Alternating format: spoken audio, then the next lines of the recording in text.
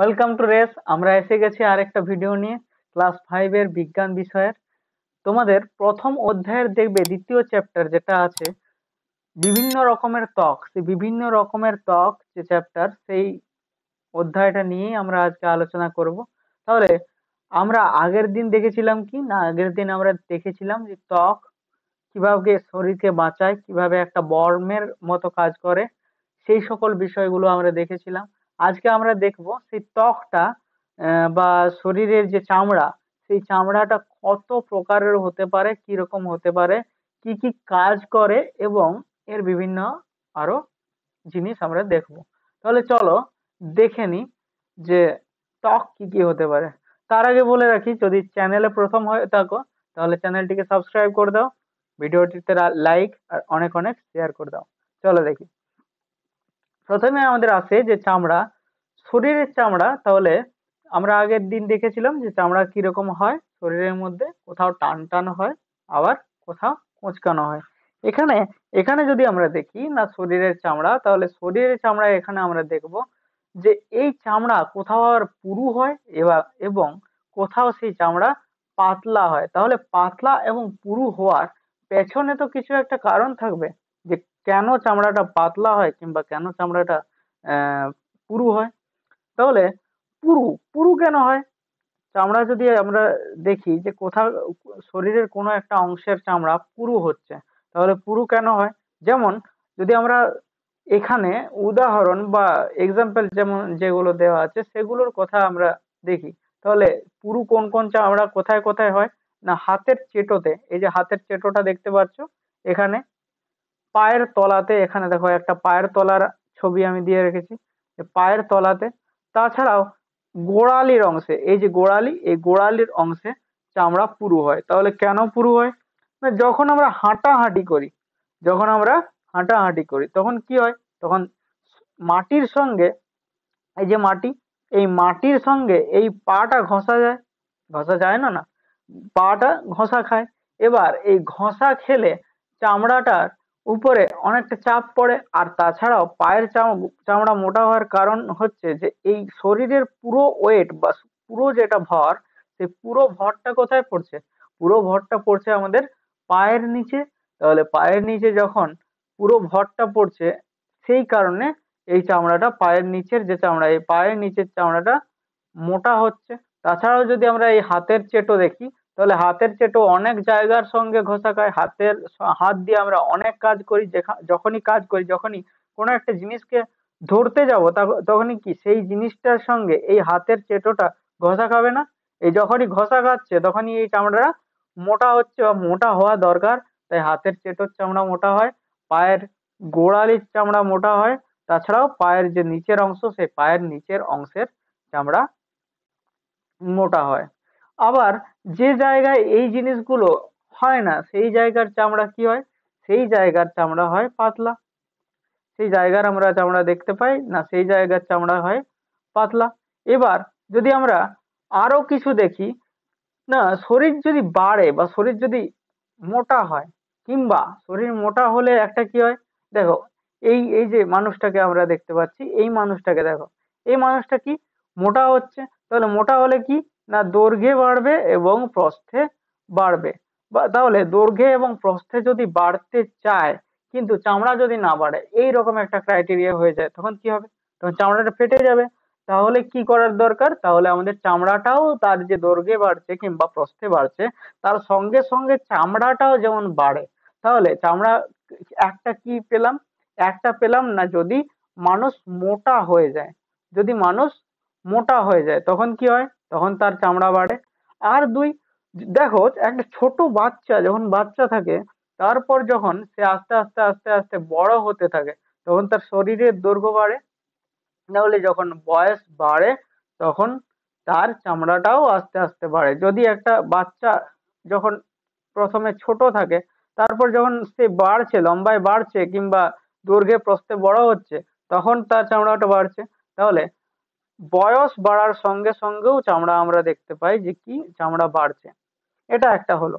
এবার চামড়া যদি কেউ, কোনো মানুষ ধরো মোটা ছিল, এই মানুষটা ধরো, এই মানুষটা মোটা ছিল, এই মানুষটা আস্তে আস্তে জিম করলো, ব্যায়াম করলো, যোগ ব্যায়াম, ব্যায়াম করার পরে এ আস্তে আস্তে পাতলা হচ্ছে। তা পাতলা যখন হচ্ছে তখন তার চামড়াটা প্রথমেই কিন্তু কম হয়ে যাবে না। তাহলে প্রথমেই যখন কম হয়ে যাবে না, তখন কি হবে? তখন তার চামড়াটা কুঁচকে যাবে।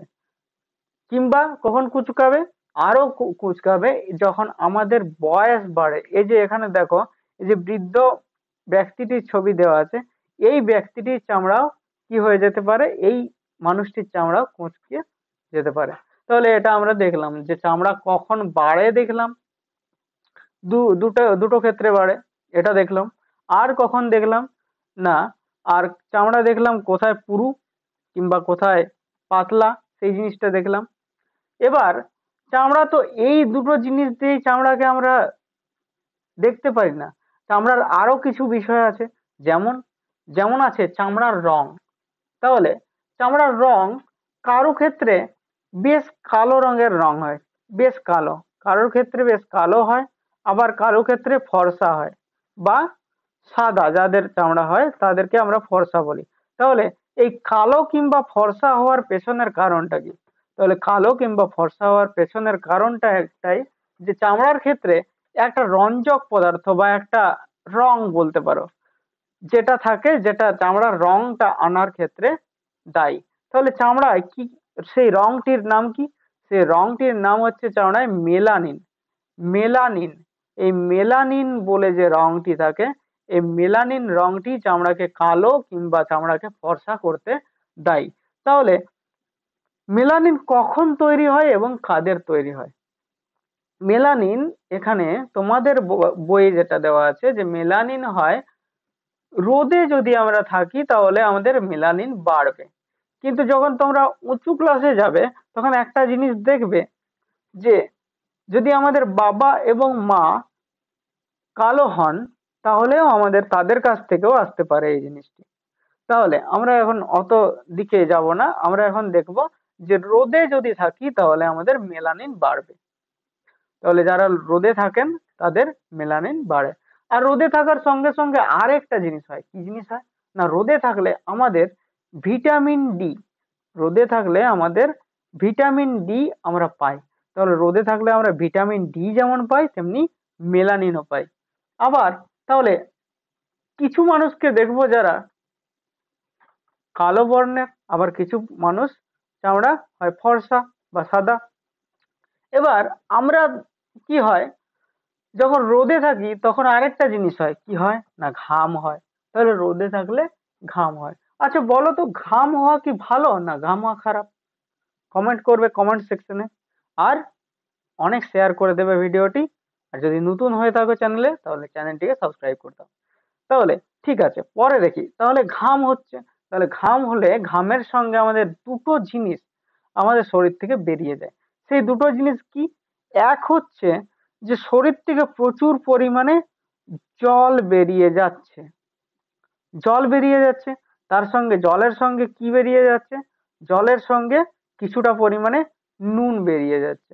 তাহলে এই যে জিনিসগুলো জল আর নুন বেরিয়ে যাচ্ছে, এই দুটোই কি বেরিয়ে যাচ্ছে না, এই দুটো জিনিসের সঙ্গে শরীরে আর কি বেরিয়ে যাচ্ছে? বিভিন্ন ধরনের টক্সিক পদার্থ বা বিভিন্ন ধরনের খারাপ পদার্থ, যা আমাদের শরীরের ক্ষেত্রে খারাপ, সেই খারাপ পদার্থগুলোকে জলের সঙ্গে বা ঘামের সঙ্গে শরীর বের করে দিচ্ছে। তাহলে এটা আমাদের পক্ষে, শরীরের পক্ষে কি? এটা আমাদের শরীরের পক্ষে ভালো। আবার খারাপ কি? আমাদের শরীরের পক্ষে খারাপ হচ্ছে প্রচুর পরিমাণে নুন বেরিয়ে যাচ্ছে, সেই নুনটা বেরিয়ে যাওয়াটা খারাপ।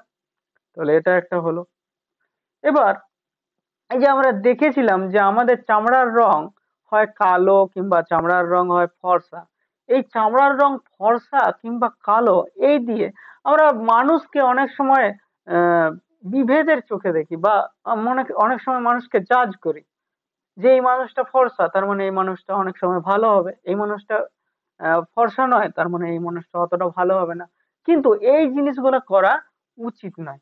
তাহলে আমরা কোনো মানুষকেই আজকের পর থেকে, এই ভিডিওটা দেখার পর থেকে, চামড়ার রং কালো কিংবা ফর্সা এই নিয়ে, এই বিষয়ের উপরে আমরা জাজ করব না বা পরিমাপ করব না। তাহলে একসময় দেখা গিয়েছিল যে পৃথিবীতে এই কালো এবং ফর্সা এই জিনিসটার উপরে মানুষকে অনেক জাজ করা হচ্ছিল। যখন জাজ করা হচ্ছিল তখন এই কালো বর্ণের যে লোক, সেই কালো বর্ণের লোকগুলো সম্মান পাচ্ছিলেন না। তারা যখন সম্মান পাচ্ছিলেন না তখন তারা এক ধরনের লড়াই কিংবা সংগ্রাম, বিদ্রোহ করেন এবং করার পর তারা তাদের যোগ্য সম্মান, তাদের সেই যোগ্য সম্মানটাকে ছিনিয়ে নেন। এই যোগ্য সম্মান যে ব্যক্তিগুলো ছিনিয়ে নিয়েছিলেন তাদের মধ্যে বেশ কিছু জন হলেন যেমন Nelson Mandela, Martin Luther king এবং আমাদের দেশের রাষ্ট্রপিতা যাকে বলা হয় সেই মহাত্মা গান্ধীও একজন। এই যে এখানে তোমরা একটা ছবি দেখতে পাচ্ছ, এই ছবিটা হচ্ছে নেলসন ম্যান্ডেলার ছবি। এই ব্যক্তিটি এই রকমের বিদ্রোহের মধ্য দিয়ে নিজেদের সম্মান, তাদের সম্মান যে সেই সম্মানটি ছিনিয়ে নিয়েছিলেন। পৃথিবীতে একটা নতুন মানসিকতার জন্ম দিয়েছিলেন এই যে এই যে মানুষগুলো, এই মানুষগুলো। তাহলে আজকে ভিডিওটি এই পর্যন্তই। যদি ভালো লেগে থাকে তাহলে কমেন্ট তো করবেই, তার সঙ্গে লাইক এবং সাবস্ক্রাইব করে দাও। যদি চ্যানেল নতুন হও তো সাবস্ক্রাইব করে অনেককে ভিডিও দেখার সুযোগ করে দাও। আর তোমাদের কাছেও যেন নোটিফিকেশন গুলো যায় তার জন্য সাবস্ক্রাইবটা করে রেখো। Thank you.